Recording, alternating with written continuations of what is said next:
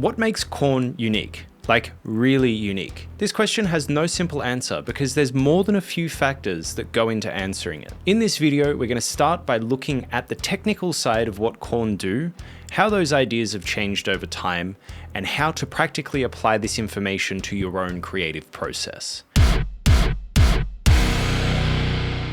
The overarching theme that I want you to understand is that Korn thrives on uncertainty. There are a lot of specific ideas pointing to this, and we'll go through them one by one. Starting with the tones and performances, half of the riffs are so distorted and dissonant that it's hard to distinguish the notes, and most of the vocal lines kind of glide around semi-spoken, free and loose. Even the rhythms aren't tight like most metal either. I mean, obviously, the drum grooves in most Korn songs are pretty clear, but more often than not, it feels like a groove or a jam instead of that strict mechanical approach to rhythm that loads of metal bands have. To me, these are the simple ways to create uncertainty. It's not difficult to tune your guitars low or use loads of distortion. It's not difficult to sing with an inaccurate, broken, and highly emotive style. But once you've got an emotion that you're aiming for and found a tone that you like, you don't really need to think about that stuff anymore. The difficult part of this comes with the theoretical side. We're going to have a quick look at what Korn do here and how it's key to their sound. In my analysis, I found that Korn uses loads of scales. This list is just a few that I found, but it demonstrates an important point. The ones up the top, being Dorian, Lydian, and blues, are used regularly throughout all music. The ones down the bottom are way less common and often associated with exotic sounds. Guess which scale out of all of these is Korn's favorite? If you said Phrygian dominant, you'd be right. For those who don't know, the Phrygian dominant is the fifth mode of the harmonic minor scale. There are two ways to find it, which are either by playing the harmonic minor scale but starting from the fifth note, or by playing the Phrygian scale but raising the third. There's two special things about this scale. The first is that it contains the major third, which is super uncommon for metal. The other thing is that it contains the interval of an augmented second right at the start of the scale, giving it that exotic sound as I mentioned. This is what it sounds like.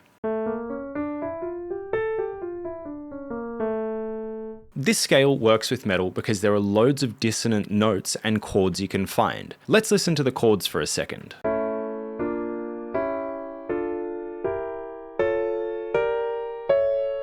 This chord is the main chord of this key. That's home. It feels unresolved and like it needs to go somewhere. If every time you walked in your front door and it felt like that, would you feel a bit uncertain or insecure? I would. And do you think you could make metal sounds out of this scale? I hope you said yes. Another thing to add to this is how often Korn changes key. They do it all the time. Most of the songs I looked at basically change keys with every new section. Sometimes it was quite jarring, other times it wasn't. Now, if you're feeling overwhelmed by this technical stuff, don't worry. You don't really need to know what these scales are or the mechanics behind the key changes. In the last section, I'm going to simplify all of this and give you some practical tools to incorporate these ideas into your own music. All I'm trying to do here is point out that these unpredictable and uncommon elements create an uncertainty that Korn love to play with. In saying that, it is really important to point out that this uncertainty is a predominant characteristic of their verses and bridges more than anything else. The choruses and instrumental sections are usually really tight, and that contrast of looseness in the verse makes the tighter sections slam so much harder. Quick side note here, I'm trying to understand what you want so I can make this channel way better. If you'd like a chance to win a free lesson with me, please find the link in the comments below. All you have to do is answer a few questions for me and you'll be entered into the draw. Now back to the good stuff. So I think I've made my point clear. Korn thrive on this uncertainty.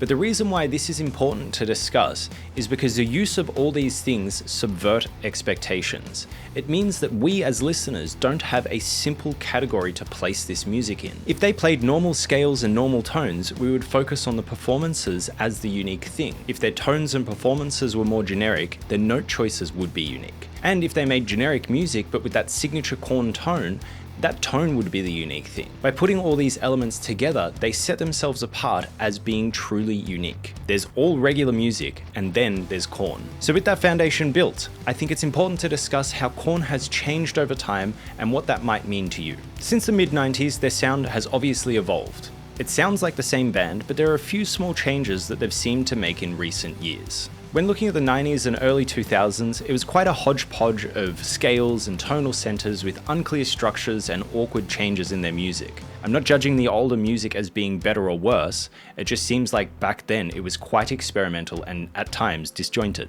But as time has worn on, the songs seem to be less experimental. For example, in Can You Hear Me from 2019, they don't change key. They do step outside the scale here and there, but there was no actual key change. This doesn't really mean anything except that it's easier for your ear to follow. Once again, there's no judgment on if this is good or bad, but typically the easier it is for your ear to follow, the easier it will be for people to connect with. Now, I don't know if this change was intentional or if it's a reflection of 2 decades of songwriting experience, but either way, the biggest change that I can see is that their modern music leans towards simplicity and cohesiveness. Beyond that, they're mostly the same band. Now, there's a band called Chaoseum that I want to talk about for a minute. For anyone that knows them, they're basically a Korn cover band. And I don't say that to shit on their music. I quite like a few of their songs. But like... I say them ugly. Come on, that's identical. Anyway, since I dived into Korn, I wanted to see what it was that Chaoseum were doing that made them sound like Korn. Was it the vocal tones? Was it the band tones? Was it the melodies and riffs? Or was it a one-to-one copy? Now, before I give my answer, I do want to give a little context. I don't see any problem with Chaoseum. It's not like they're costing Korn money, stealing their music, or plagiarizing. They're just a band that loves another band and do a great job of replicating their sound. If you like Korn, you just get to enjoy more of that sound that you love. But with that out of the way, the only real difference I could find is that Chaoseum tend to use more common and regularly used metal scales like Phrygian, minor, Locrian, and blues, as opposed to whatever whack-ass scales Korn live and die by.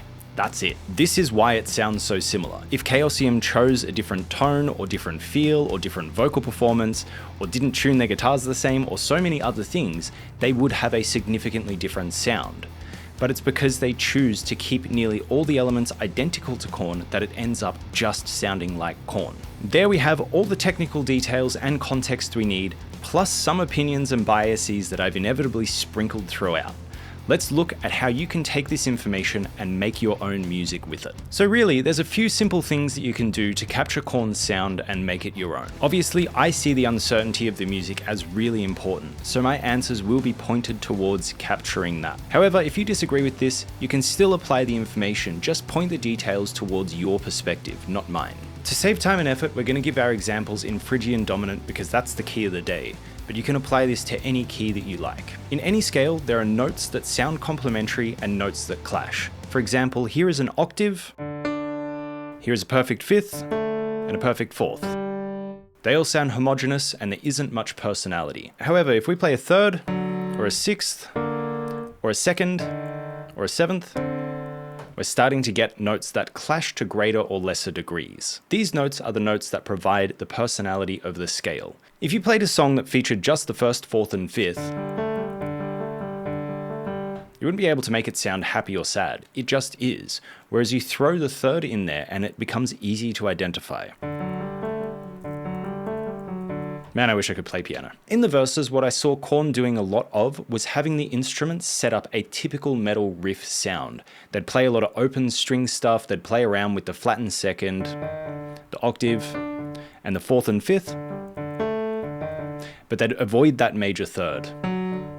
This is usually built with one guitar and bass hanging around the bottom of the song, and the other guitar or synth would quite often be playing some melodic notes up the top. So we've set up a metal groove with one guitar and one bass down really low, and one melodic guitar up really high. We're touching on some of the personality of the scale, but not really highlighting it. At this point, the song is a semi-blank canvas that needs something to tie it all together. This is where the vocals can perfectly fit in.